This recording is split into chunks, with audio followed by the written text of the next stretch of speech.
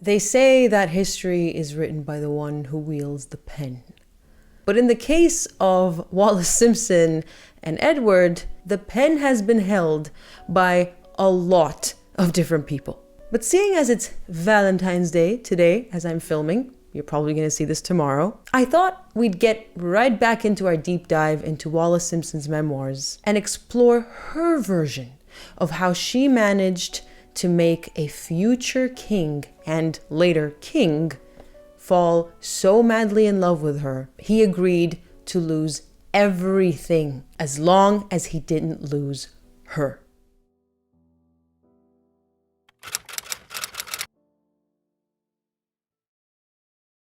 A couple of years ago, we touched upon this topic in a very brief manner. The main purpose of that video, called The Original, was to show what Wallis truly thought, at least according to her letters, about her relationship with Edward VIII, later the Duke of Windsor. Today, we're going to look at her memoirs, which obviously were written with the intention to be published, which it was in 1956, and see what she wanted the world to believe, because I don't know if she ever thought her letters would be published. My guess would be not. And so they may have been more candid and more honest about her feelings towards the whole situation and the abdication. Whereas this memoir, well, I can assure you, as someone who has read many different accounts from more objective sources, she has definitely sugarcoated and omitted quite a lot of details, which she clearly didn't want the rest of the world to know.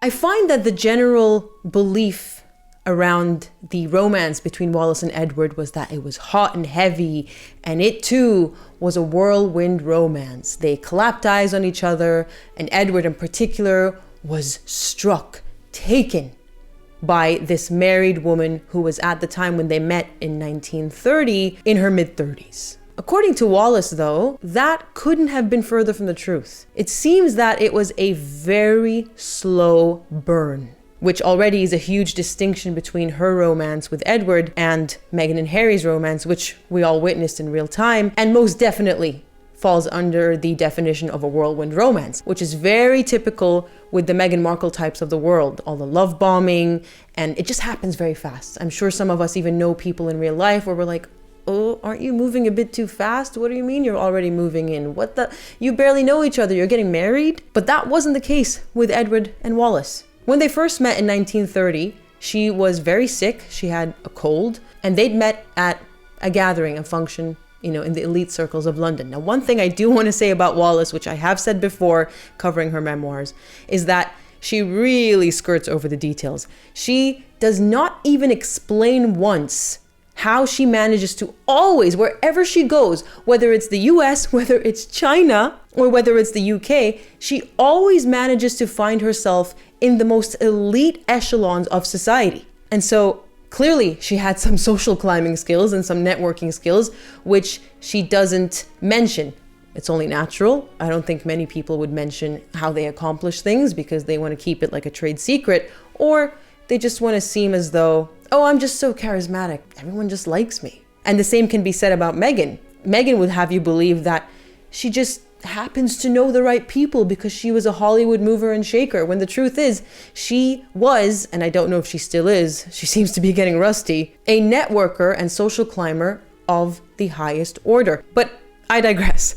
In this instance, Wallis was apparently asked for a favor. There was a woman called Thelma, and her sister had asked Wallis to host this dinner because someone else had to bail, and Wallis was very reluctant to do so when she realized that royalty would be present, being Prince Edward at the time and his younger brother Prince George. I find it hard to believe that Wallis didn't want to do it, being the social climber that she clearly was, but this is her version, her memoir after all. After much convincing, she agreed to host this dinner. And so that's where she met the prince. It was quite uneventful, according to her, because he had his eyes on Thelma Furness, who was a married woman at the time, married to Viscount Furness, but who was also widely known to be the prince's mistress. The prince had a thing for married women.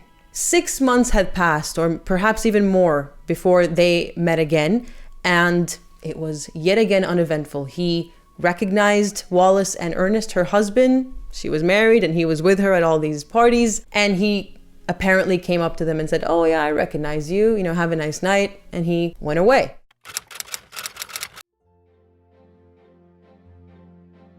We then fast forward to Wallis's presentation at court, which, just as an aside, Wallis was surprisingly economical at that event. She had basically borrowed every single item you see her wearing, rather than spending, let's say, $75,000 on a see-through dress for your engagement photo op.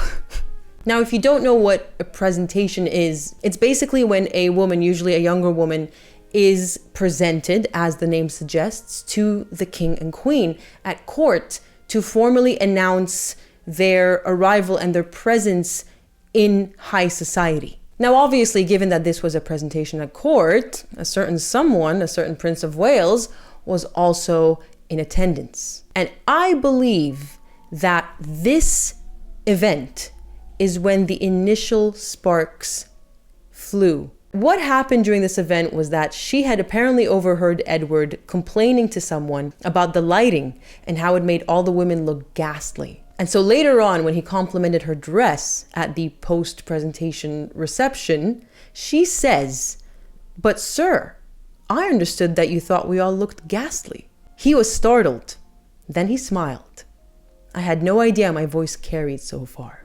And given that we know that one of the main things Edward really liked about Wallis was her American independent spirit, as it's been referred to in many books, including her own memoir, I think that that's what initially hooked him. This woman was not afraid to speak her mind in his presence, and that was a breath of fresh air to him.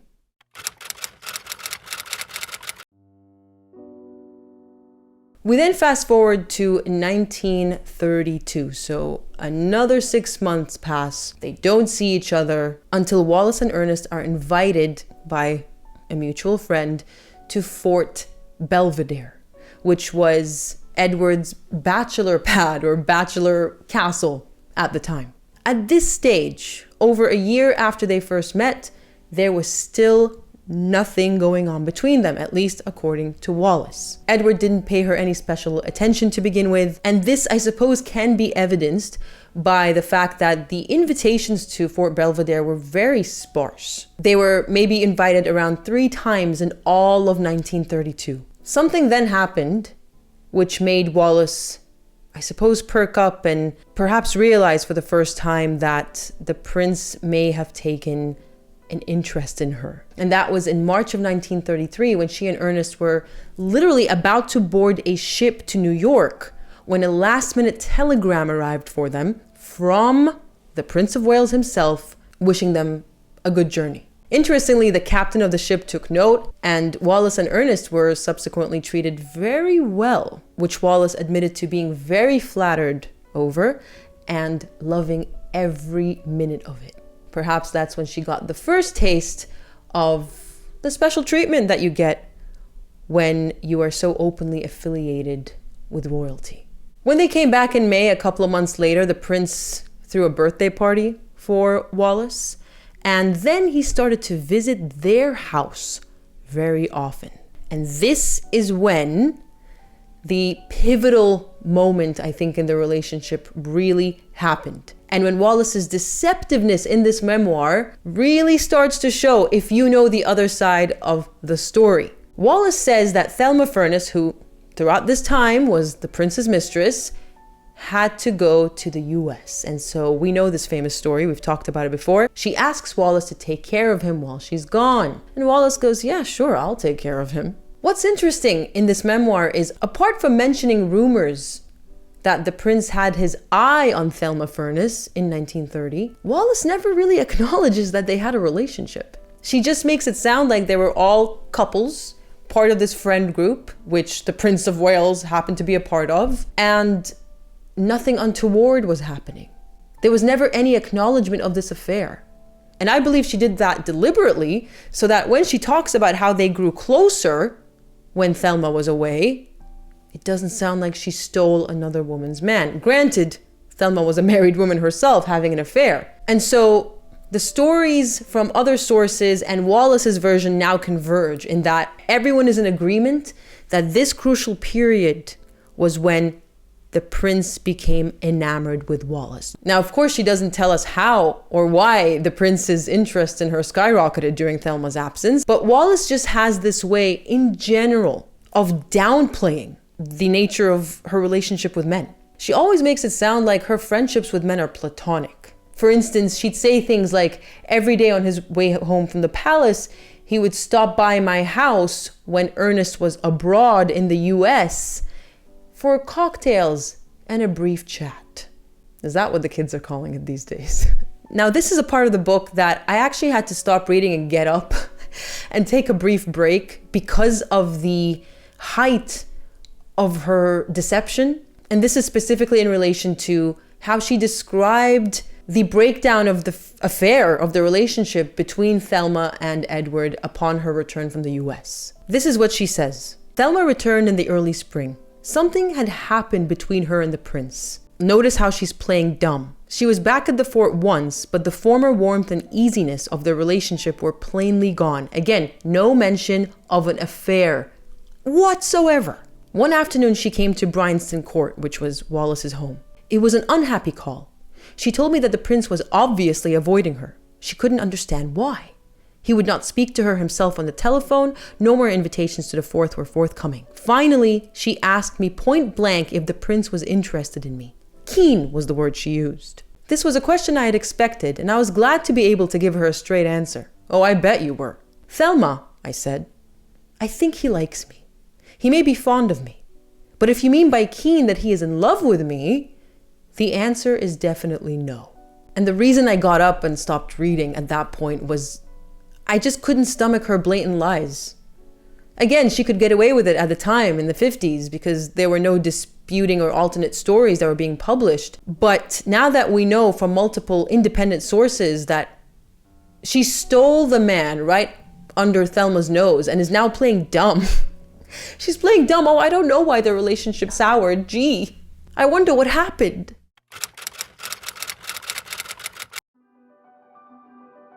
From this point onwards, the relationship between them really started heating up. And this is 1934. So 3 years, because they met at the very end of 1930, since they first met. 3 years after Meghan and Harry met, they were already married with a kid. So that really shows you the difference in the pace of things. Granted, it was a different time back then, but Meghan really moved fast. At this point, Wallis started to spend a lot of time away from her husband. So initially Ernest was in on it, and he probably was flattered by the attention the prince was giving his wife.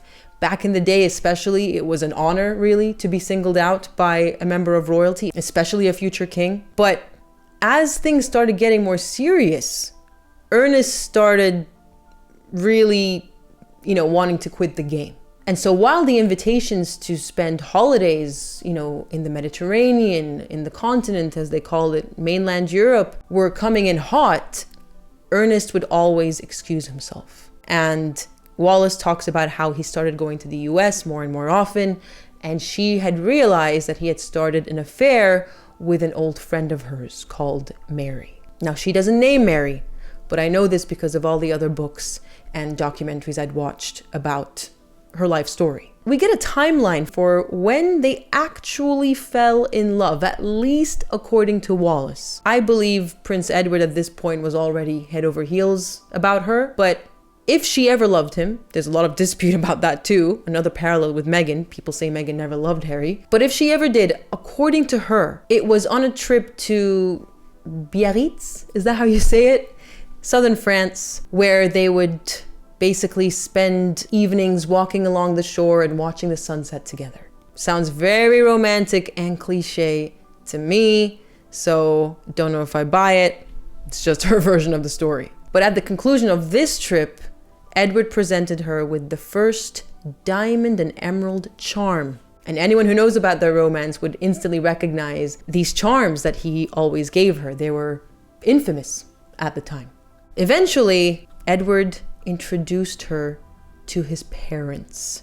Now that's already a nerve-wracking situation for anyone to do, let alone a prince whose parents were the reigning king and queen. And this happened at a pre-wedding state reception that the king and queen had thrown for their younger son, Prince George, who was getting married to Princess Marina of Greece. Ernest was also invited to this wedding, so Wallis went with him as a couple. And the king and queen, probably not suspecting anything at this point because there weren't rumors swirling around yet, were quite polite. Put them at ease is how Wallis described it. Later on though, once the rumors did start swirling after there were photos and whispers of their holidays on yachts, by the Mediterranean, the king's gaze, when it once fell on Wallis during a court presentation, I believe she was dancing with Ernest at the time, conveyed to her exactly what he thought about her relationship with his son.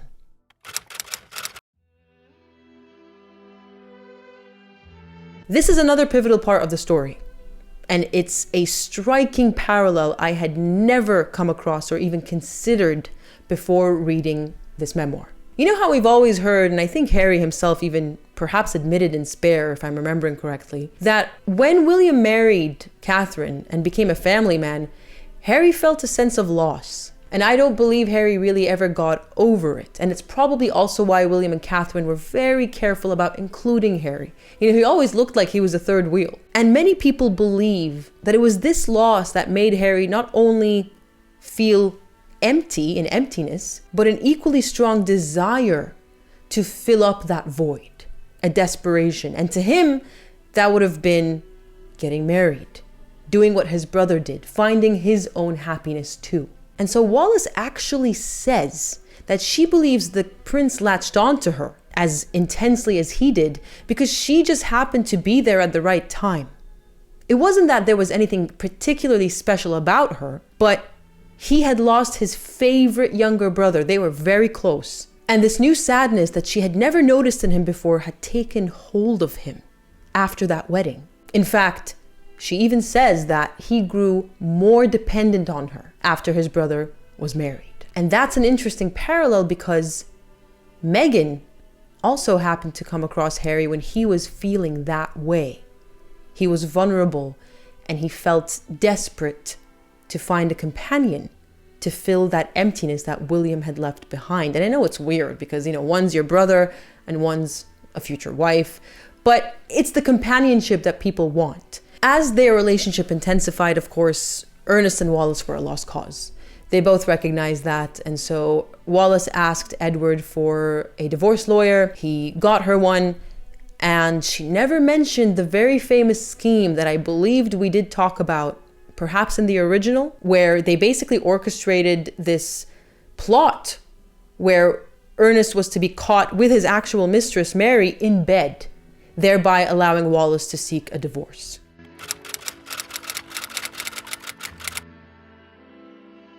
In 1936, Edward's father, King George V, lost his life, which obviously meant that Edward had become king. Now, I'm not going to go into the whole abdication story because we've covered that in the original. Although I will say that Wallis confirms the alternate theory. So there are two theories basically with Edward. One was that he never wanted to be king, and it was this responsibility he reluctantly took on and was basically all too happy to abdicate to marry Wallis. But the opposing story, which we covered in Traitor King, is that no, he did want to be king.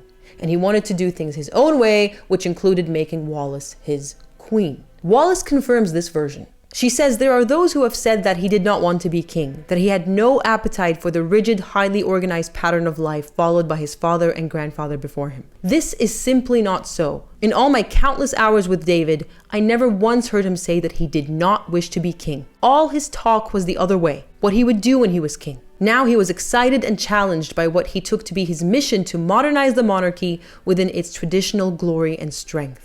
This was extremely important to him, and he talked about little else. I just noticed another parallel there, modernizing the monarchy, which is a coincidence, but it's interesting how Meghan and Harry had the same mindset. But I digress. When he became king, Wallis thought that it was over. Basically, now he has to go off and get married and produce an heir, and that she was just a fling. And she admits that she was quite sad about it, but she tried not to think about it at the same time. She just wanted to enjoy the affair while it lasted, because she really enjoyed the perks and privileges that came with it. She was very open about that. And I'm giving her brownie points for that only because Meghan is such a liar.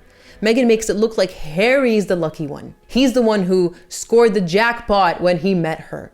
A nobody who never even managed to break into Hollywood. Now, of course, we all know all her worries were for naught, but the king assured her very early on, when after he had invited her to watch him getting proclaimed as king by the heralds, she told him, "How thoughtful of you to bother thinking of me and to ask me here. This has made me realize how different your life is going to be." He gently pressed her arm and said, "Wallis, there will be a difference, of course, but nothing can ever change my feelings towards you." And not shortly after that, he started to refer to her as his future wife. So he'd start bringing her to formal dinners, to meet prime ministers. She even met Winston Churchill before he was prime minister. And he was basically announcing to the world, this is it. You better brace yourselves. Many people have questioned what drew Edward to Wallis. And to be honest, a lot of people question what drew Harry to Meghan, but I just say, have you looked at the guy? He isn't exactly a prize. And to Wallis's credit, she was very self-aware. She knew that she wasn't beautiful. She said so herself. She knew she wasn't young anymore. When this was all happening, when it really started ramping up, she was 40 and described herself as being firmly on the shelf. And she knew she wasn't exactly a great intellectual. So to her, if you asked her, she believed it was her independent American spirit, her wicked sense of humor, and her curiousness and interest about the prince and his life and his work. He even once told her, "I'm not used to the women I'm with being interested in that part of my life." And so he must have been quite taken by that. Is she right?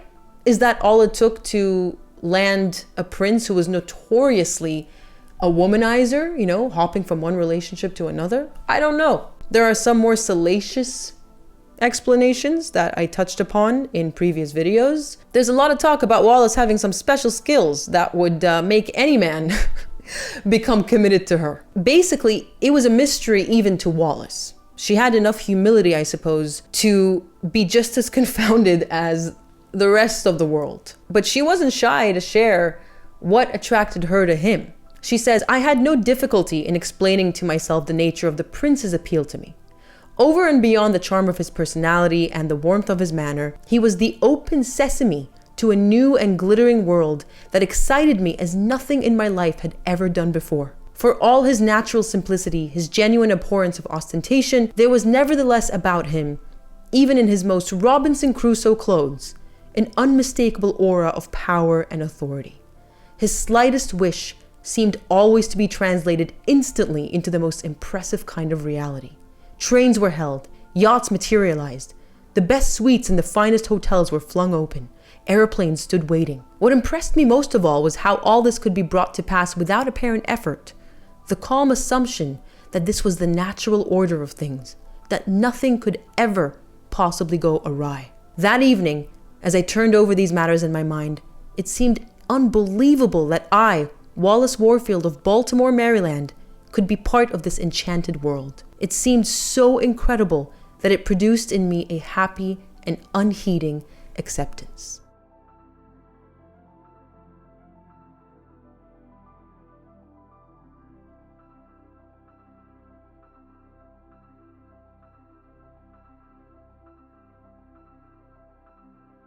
And I suppose that's it for this Valentine's Day upload. It's not as romantic as many people made it out to be when you hear it from her. She is obviously omitting a lot of detail, don't get me wrong, but you would have thought she wanted to make it look like it was the love story of the century. But based on her memoir, it seems that she had no interest in portraying the relationship as such. In fact, there is a famous quote attributed to her. I'm gonna butcher it because I don't know it off the top of my head, but basically, she says it's exhausting, it's very hard work living up to this love story of the century legend of theirs, because it was just that, a legend, a myth, a fairy tale, which we can greatly contrast to Meghan and Harry, because as early as their engagement interview, and of course even in their Netflix series, that's their whole agenda other than destroying the royal family. portraying their love story as the be-all and end-all, unmatched love story of our history.